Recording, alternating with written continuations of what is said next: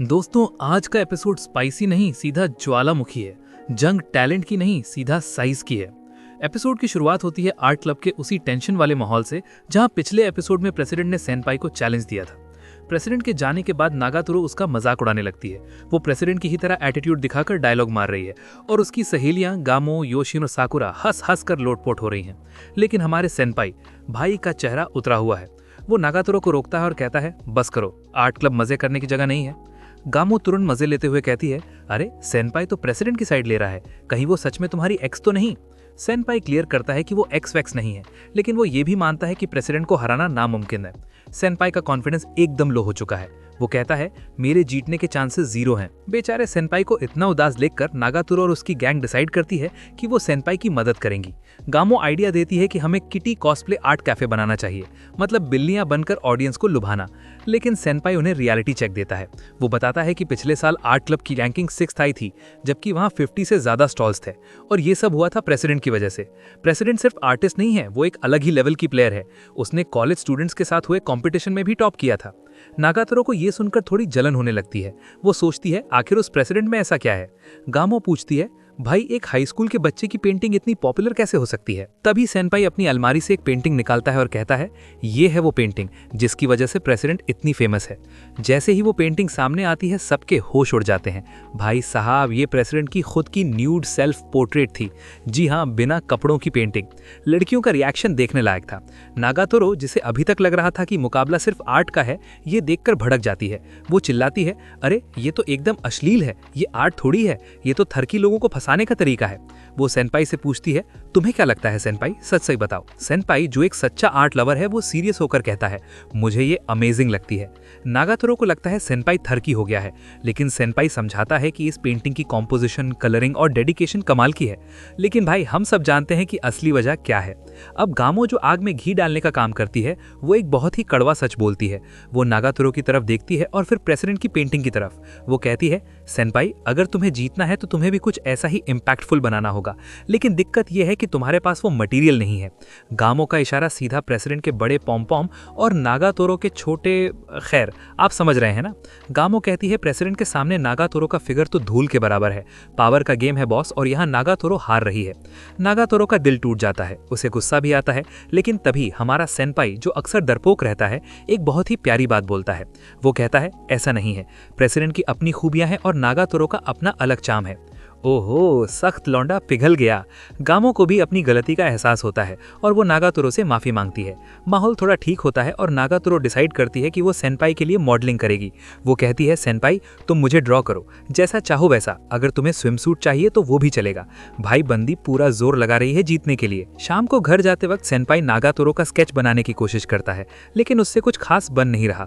नागातोरो उसे चिढ़ाती है, क्या सेनपाई, तुम तो मुझे ठीक से ड्रॉ भी नहीं कर पा रहे। अगले दिन आर्ट रूम में सेनपाई से फिर भी कुछ नहीं बन रहा। वो नर्वस है। नागातोरो को लगता है शायद उसके कपड़ों की वजह से सेनपाई को इंस्पिरेशन नहीं मिल रही, तो वो धीरे धीरे अपने कपड़े कम करना शुरू कर देती है। जी हाँ दोस्तों, माहौल गर्म हो चुका है। नागातोरो पहले अपना ब्लेजर उतारती है, फिर शर्ट, और आखिर में वो सिर्फ एक टॉवल में लिपटी भी खड़ी हो जाती है। भाई डेडिकेशन देख रहे हो। तभी वहां गामो, योशी और साकुरा आधमकती हैं। वो देखती हैं कि नागातोरो एकदम सेमी नूड होकर खड़ी है।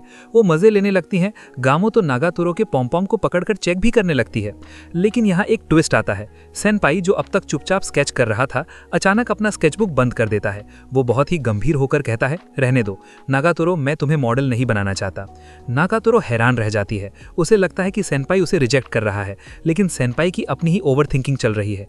वो सोचता है, अगर मैंने इसे मॉडल बनाया और मैं हार गया तो मेरी वजह से इसकी भी बेइज्जती होगी। मैं इसे अपने साथ नहीं घसीट सकता। सेनपाई की नीयत साफ थी, लेकिन उसके शब्द गलत थे। नागातोरो को बहुत बुरा लगता है। उसकी आंखों में आंसू आ जाते हैं और वो गुस्से में सेनपाई से कहती है, जाओ तुम अपने प्रेसिडेंट के पास ही जाओ और उसकी गंदी ड्राइंग बनाओ।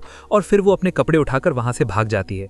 उसकी सहेलियां सेनपाई को फटकार लगाती हैं, तुम गधे हो क्या, उसने तुम्हारे लिए इतना सब किया और तुमने उसका दिल तोड़ दिया। अगले दिन सेनपाई अकेला आर्ट रूम में पेंटिंग कर रहा है। तभी उसे पता चलता है कि जिस कमरे में वो है वहां कोई और भी है। वो पीछे मुड़ के देखता है तो प्रेसिडेंट वहां खड़ी है, और गेस करो क्या, वो फिर से सेमी न्यूड है। प्रेसिडेंट वहां अपनी नई पेंटिंग बना रही है। वो सेनपाई को देखती है और उसे गुरु मंत्र देती है। वो कहती है, तुम्हारी पेंटिंग में टैलेंट हो सकता है, लेकिन उसमें प्यार नहीं है। एक अच्छी आर्ट बिना प्यार और जुनून के नहीं बनती।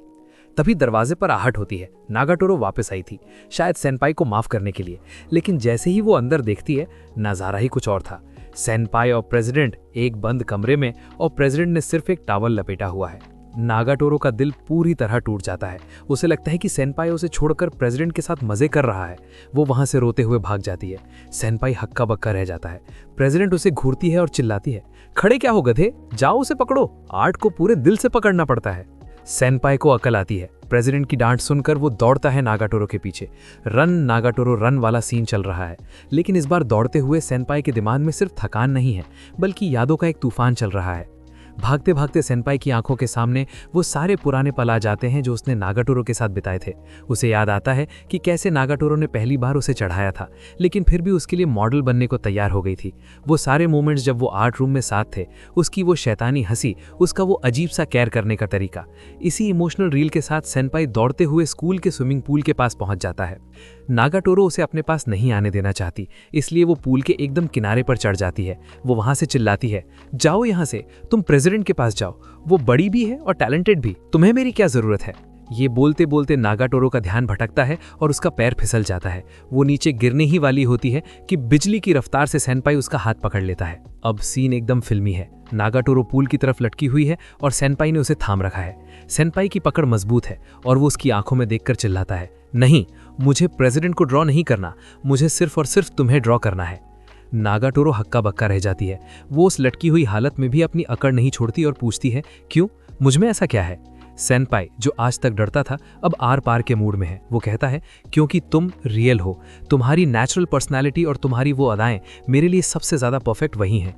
भाई ने आई लव यू बोलने का अपना ही तरीका निकाल लिया। ये सुनकर नागाटोरो इतनी शॉक और ब्लश हो जाती है कि उसका बैलेंस बिगड़ जाता है और सेनपाई का हाथ भी छूट जाता है। छपाक, दोनों एक साथ स्विमिंग पूल में गिर पड़ते हैं। दोनों पानी में भीगे हुए हैं, लेकिन अब उनके बीच का टेंशन खत्म हो चुका है। वो दोनों पूल के किनारे बैठते हैं। नागाटोरो भीगी हुई है और पानी की वजह से उसकी वाइट यूनिफॉर्म के अंदर सब कुछ दिख रहा है। सेनपाई की नजरें यहाँ वहाँ भटक रही हैं। नागाटोरो ये नोटिस करती है और शर्म के मारे उस पर पानी फेंक देती है। कहाँ देख रहे हो थरकी सेनपाई। दोनों जोर जोर से हंसने लगते हैं। एपिसोड के अंत में दोनों साथ घर जा रहे हैं। माहौल एकदम रोमांटिक और शांत है। नागाटोरो मजे लेते हुए पूछती है, वैसे सेनपाई, अगर तुम मेरा नॉर्मल स्केच बनाओगे तो वो बोरिंग नहीं लगेगा, कॉस्प्ले कर लूं। सेनपाई, जो अभी भी पूल वाले मोमेंट के नशे में है, गलती से सच बोल देता है। वो कहता है, नहीं, नॉर्मल ही ठीक है, उसमें तुम ज्यादा क्यूट लगती हो।